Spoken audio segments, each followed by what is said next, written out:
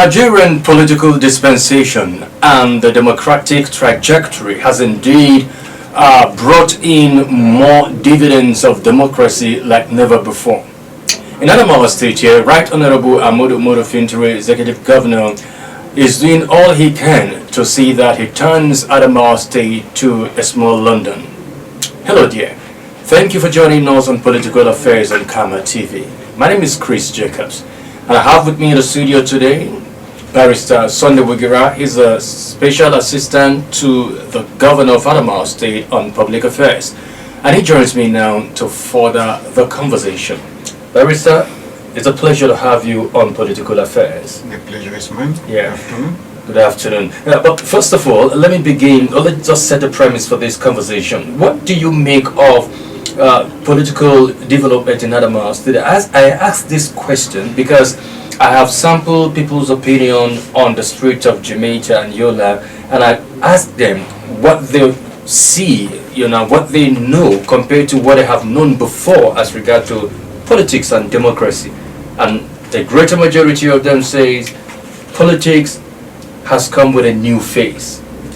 But let me feel your pulse. What do you make of that understanding of politics and its development here in Adamawa State? Well, I wouldn't want to look at this as a result of politics or from the political perspective. Okay.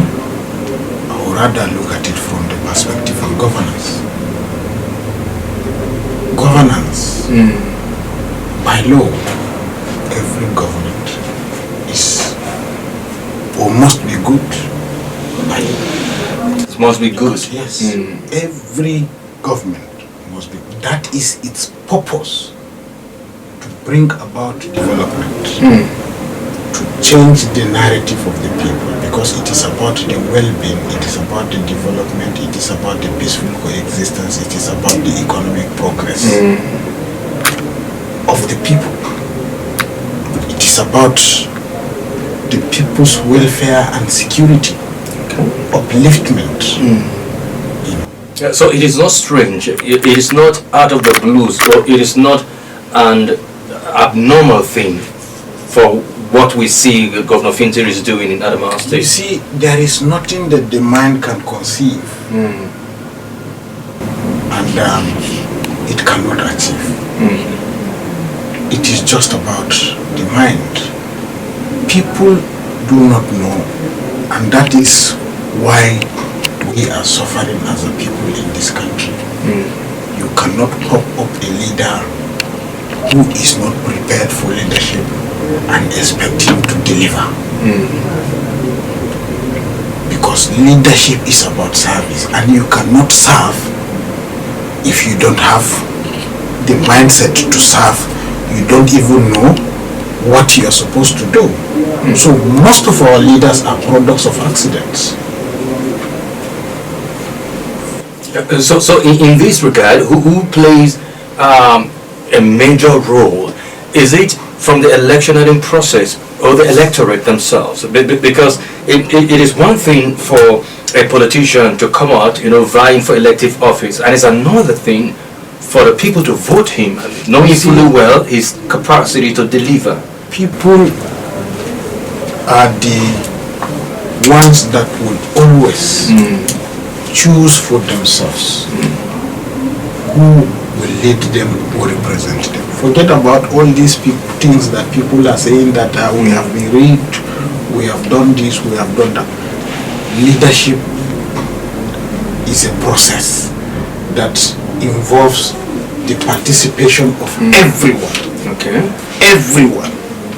And it requires eternal vigilance to ensure that those who are against you do not outwit you, to impose leaders that will always work against your interests. In Adamawa State, when Right Honorable Fintiri came up to contest for the position of the Governor of Adamawa State in 2019, he was competing against an incumbent with an armada of forces and resources. Yet because he was able to espouse his ideas, his beliefs, his concept of governance, based on his antecedents and what he has been able to sell to the people through his 11-point agenda, people felt and believed that yes, we can bank on this gentleman, support him to be our governor, and then the rest will be history. The people of Adamawa State worked assiduously. Forces gathered against the incumbent government and defeated the incumbent government. But it wasn't an easy thing. If it is money, he hadn't the money. If it is influence, he hadn't the influence. So it is clout, he hadn't the clout. But the people believed in him and they made sacrifices. Now, with what we see going on in the city of Jamaica, likewise other local government, because you hardly can you move from one street to the other without seeing heavy duty machines working. Is it a kind of a payback time to the people of Adamawa State for having believed in him? Because you say that the people saw in him a great leader, and that's more reason why they deploy all arsenals to see that. Honorable Amadou Moro Fintiri is not doing these jobs that he is doing as a payback time to the people of Adamawa State. No. This is what he believes in. This is what the people deserve. So when you are given what is due to you, it's not a payback. Okay. Payback is a favor. That is an obligation. So that's the more reason why, whether you voted him into power or not, yes, the dividends will definitely cut across your path. He is the governor of Adamawa State. That is why I said it is not about politics. I wouldn't want to see this from the perspective of politics. Okay. I want to see this from the perspective of governance. You understand? Embracing everyone. Because you swore to an oath that you're going to be fair to everyone. You're going to be treating everybody equally. And he has said this time and time again, that he is the governor of Adamawa State. He is not of the PDP and he is not against the APC.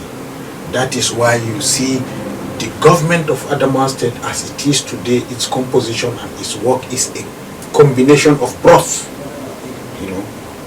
All right. Coming from all political parties and even those that are apolitical. Yeah. Embracing everyone, and that is why he has this tune. You don't see it as political. Yeah, I don't see this as political. I see it from the perspective of governance, because that is why he has this signature tune, leaving nothing untouched and no one behind.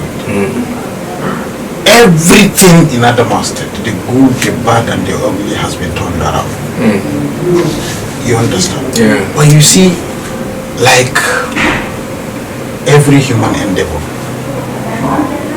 the people of Adamawa State will always demand for more. Oh, sure. Oliver Twist, what do you expect? And he can never do it all. And the government is a continuum. And that is why the people of Adamawa State must make sure that the next person that is coming after believes in his philosophy of development, believes in his philosophy of embracing everyone, open governance, transparent governance, developmental governance, government that is going to provide for everyone. Yeah. You understand? And if you even and the fundamental thing is, when you're in government, you should always be wary of praise singers. Oh, sure. Because there are praise singers. They are the ones that are bringing down every government. But of course, sometimes you can't do without praise singers. Yes. The praise. Yes, we are appreciative of that, and the government of Adamawa State, particularly the governor, is appreciative of everyone. But he is always keen to listen to critics, because in criticism you pick some things, and that is the wonder of his personality. He listens to critics, and he picks from what critics are saying. Some are impatient, like some other time on a radio program, one person came, he was like, the government of Adamawa State is not helping the people of Adamawa State by building the Jimeta shopping complex, rebuilding the Jimeta shopping complex and all that. But that's his perspective. That is his own perspective. That is the beauty of it. When you listen to such people, you get to understand that yes, they are challenged somehow in terms of information, in terms of understanding the dynamics of economics and the realities of opportunities. The Jimeta shopping complex needed remodeling, and by the time this is done in just little over a year, you will find out that yes, it wasn't as we thought of it. And then now the challenge that we have generally is that of energy, and the government of Adamawa State has taken 10 steps ahead of every other government, particularly in northern Nigeria, with the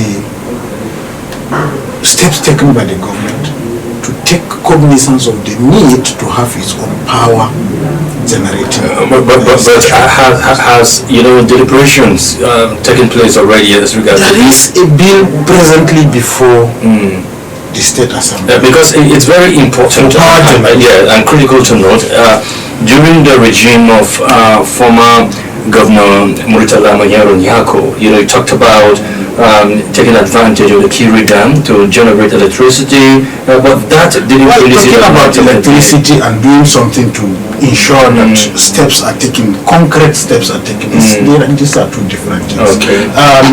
If you look at with the unbundling of the electricity generation, distribution and transmission by the laws of the Federation of Nigeria, the time has come for every state to take the issue of energy into its hands. If you look at the way and manner the Yola Electricity Distribution Company are treating people, these are people that will never guarantee development. Give them 1 million megawatts, they will never guarantee development. One, have a little issue with your transformer, they will tell you that contribute money. Are they the ones? I think this is just an indictment anyway. That is what is happening. Okay. Even their billing is outrageous. They treat people as if you don't have an option. Do you get me? They want to muzzle everyone.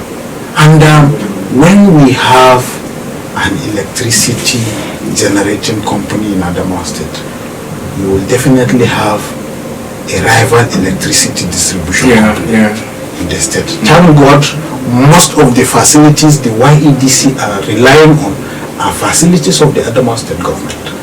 So it will be very easy to take them out of business and generate and present a genuine, responsive and responsible power distribution company in the state that will take cognizance of the need of the people, the yearnings of the people, and the developmental realisms and realities and requirements, of energy in this state. All right, now talk to me again about perhaps opening a portal for employment, because His Excellency, the Governor of Adamawa State, talks about 2025, and it's going to open the portal for employment, pull in freshers into the Adamawa State Civil Service to augment the gap. A lot of people are retiring.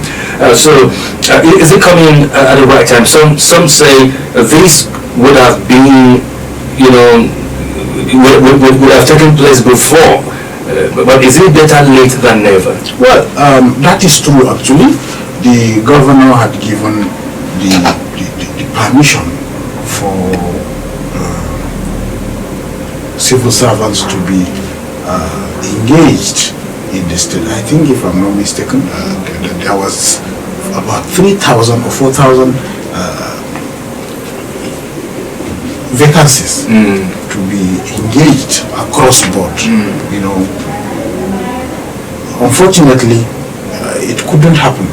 Of course, for obvious reasons. Sometimes you don't go out saying some things, and that will be revisited. For whatever reason, it is better late than never, and it is better to take your time to do your things properly than to do things haphazardly. You know, and people will get to realize that, to an extent, people were saying that it was for political consideration, as at that time that now there is nothing, he is not facing any contest ahead. So that is to tell you how genuine he has been about these things. You know, it is about Adamaste, because he has said from the beginning that his administration is here to build the Adamaste of tomorrow and not the Adamaste of today. Those with short dreams, those with no dreams, those with no idea of a government, those with no idea of how you lay a foundation for tomorrow, will never see from the prism of the government and the governor. But those who knew what transpired in the past, and those who know how a government should be run, and those who believe that the right thing must be done to get the right result, would definitely appreciate the fact that the governor of Adamawa State, Right Honorable Fintiri, is indeed the one that the government and the people of Adamawa State need at this material time. The right man at the right time. All right. Now, of course, you don't expect everything to be on the shoulder of the governor. That is why he has lieutenants. You know, and aside commissioners, honorable commissioners, aside senior special assistants like yourself and others, let's talk to the issue of local government, because the autonomy has been granted, and there is little or no interference by the governor, you know, as regard to whether or not... There is no interference. When you say there is little or no interference, there seems to be an interference. Okay, let's assume there is no interference. Don't assume there is no interference. But what the local council chairman should do, or is supposed to be doing, to augment the good work that the governor is doing in Adamawa State, do you think the local government chairmen are beginning to live to expectation? Well, I want to believe that they are just new. I want to believe that each and every one of them, they have their own peculiar needs. The local government chairmen are just like governors to the president. That's it. They are independent entities. They have their own budgets, they have their own ways and means of doing things, they have their own ways and means of generating money, they have their own ways and means of getting what is due to them from the federation account, just like the mustard. You find out that there are so many other states that are better in terms of revenue generation and accruals from the federation derivations. Yes, derivations than Adamawa State. But in terms of performance, there are few that are competing with the Adamawa State shoulder to shoulder. Some are far, far, far left behind. So it is about leadership, it is about focus, it is about the vision. So these local government chairmen also, they are in the same shoes with the government to their own local government, respective local government.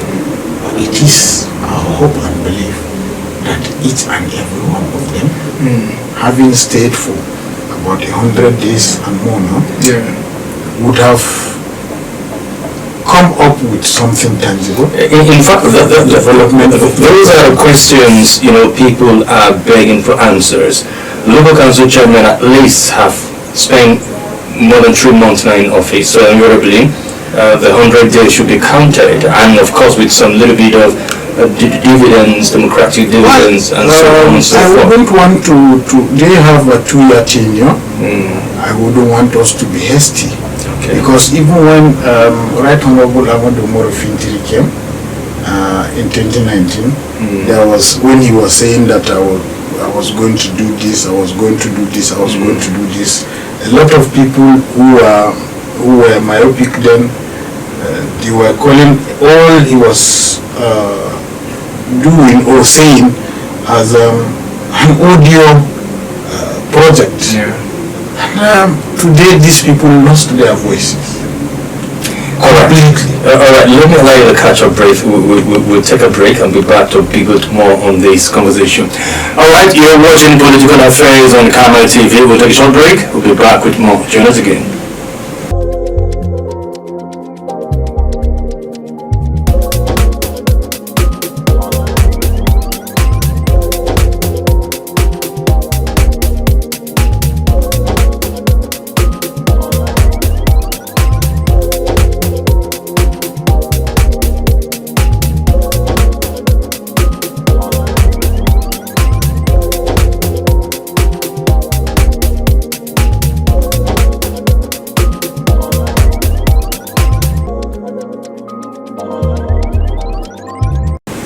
Welcome back. If you just joined us, you're watching Political Affairs on Kama TV. I've been speaking with Barrister Sunday Wugira. He's a Special Assistant to the Governor on Public Affairs. Now, before the break, we talked about issues that has to do with local council governance and to augment what the governor is doing. Of course, local government have to step in, either be creative and innovative in order to fit into the changes that the government is bringing in Adamawa State. But you say there are barely 100 days or thereabout, but we expect more from them. And isn't there a way the governor, because whether like it or not, no matter how autonomous they are, they can also be answerable to the governor? Well, they meet with the governor. The governor is a Democrat. Yes, he is always happy about putting in place programs and policies that will change the tide and the narrative in terms of development, concrete development, enduring development, what would provide and changes for the people, as it were. So, the governor, as always, is giving this local government chairman a free hand to run their affairs. One thing he always has is every one of us is accountable to those that give us mandates. So, if you cannot perform, the system will flush you out, because people of Adamawa State are now wiser and they are always proactive. They are always there. Now, anybody that will become the governor of Adamawa State must be prepared to work or be prepared to be disgraced. In fact, that's what I wanted to ask you, whether or not there is a succession plan. And I was having a conversation with someone sometimes ago. He said he does not envy the person that will take over from Right Honorable Fintiri. The reason being, if the person does not meet up to what Fintiri has done, well, only time will tell. Well, you see, in the lives of people, sometimes there are extenuating factors and circumstances or situations that will bring natural change on board. Adamawa State before now is a state where anyone can just become a governor. It is just about fixing the rock in Abuja, coming down to shove down on the throat of the people. Are you referring to when godfatherism, was it the order of the day? Yes. But, and we took them all, an intervention came in, divinely through Right Honorable Fintiri. And we have seen how the Wugira plan felt like a pack of cards in 2023 because the people of Adamawa State stood with the governor through thick and thin and thick. So, and it failed because they believe that this is our mandate, and we must defend this mandate, you know. And I am sure lessons have been learned, even though adequate steps to punish those who worked against the people of Adamawa State, because it was like a coup, you know. And there is the need to ensure that the rules of the law tightens the necks of all perpetrators in these reprehensible actions that transpired. But then it goes down to the fact that the people of Adamawa State are resolute that once it is about democracy, once it is about election, once it is about votes, our votes must count. And then here comes the clincher. The people of Adamawa State, just like His Excellency rightly said, that the governor that will succeed him must be a grassroots man. Everyone in Adamawa State has seen the beauty of having a governor that is conversant with the needs of the people of Adamawa State. It is not about bringing just anyhow person to come and load and shove it down on the people of Adamawa State. It is no longer going to be possible. You must be a grassroots man in the sense that you must feel the pulse of every community. Every person in Adamawa State counts. And these are the realities. No one will just sit down because and thinks that I have tons of money, I have connections, you know, I always run at the right corridor and think that he will succeed the government. That he was passing a message subtly to everyone. It is not about him. It is about the good people of Adamawa State. And whoever that is coming must align himself with the people, because Adamawa State now are wiser politically in terms of governance. What is good governance? It is only the people of Adamawa State that can tell you or distinguish between a government and a government. All right, talk to me again about during the first term of Right Honorable Fintiri, he had about 11-point agenda. Now this second term has been collapsed into 8-point agenda. Talk to me about these points. Has he been able to, achieve or bring to bear some of these pointers? Most of this, the 11-point agenda is a broad spectrum agenda taking into cognizance the nature that he had found Adamawa State when he came, or at the time he was contesting. So when he came on board, he was able to achieve a lot. The reforms in the civil service, the intractable security challenge, the issue of urban renewal, the opening up of the rural areas, development in terms of education, the healthcare sector, the agriculture, and the social cohesion. Now, with all this, there is the need to streamline so that the core areas would be given priorities. And that is why the 11 areas have been reduced to 8 to give. Having achieved, yes, most of the 11-point agenda. 11-point agendas, and the need to streamline, because some of them are, some of the 11, you find out that some are Siamese twins. You can match them together and move, so that you just have one agenda instead of two. And that is exactly what is being done. Largely, the 12 has just been collapsed. The 11 has been collapsed to make it 8 for easier handling and approach, which is being done now. If you look at the urban renewal, we have never had this before. When That is why some people, they were saying that we don't need this, we don't need this, we don't need this. You see, when you don't know anything, you will be afraid of it. But by the time you get to know, you want some more. Absolutely. And that is what is happening to the good people of Adamawa State. Look at the issue of water now. People, the voices are going down because there is result from that sector. You find out that water is gradually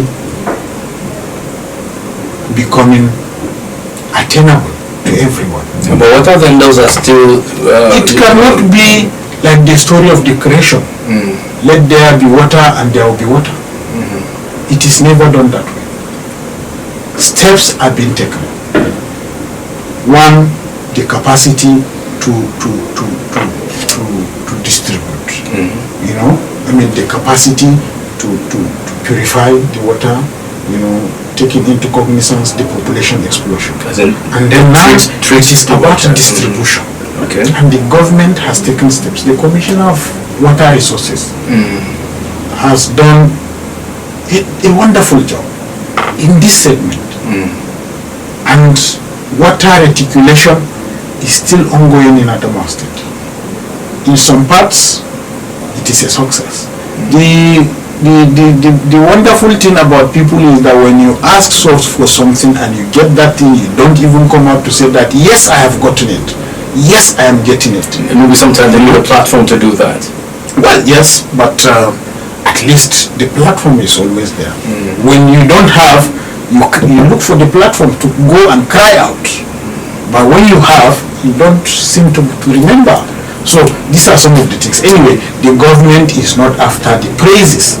The government is after the fact that yes, we have achieved. All right. And that is the important thing.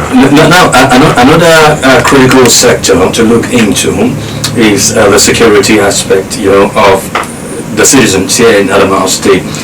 You can recall that before the assumption of office, we've had farmers had clashes, communal clashes every now and then, and but right Honorable Fintiri was able to calm the storms.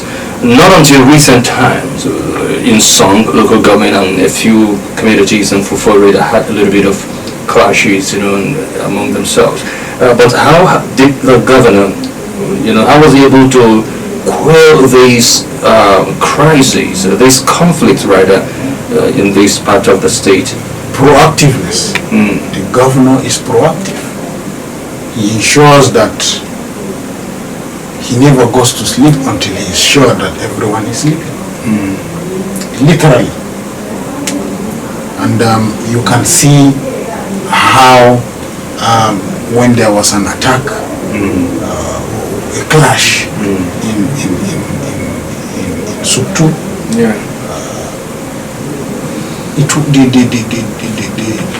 it was swift. The response was swift, swift response, and it has doused tensions, and steps were taken to make sure that in other communities there is no repeat of such. I am a victim of the herdsmen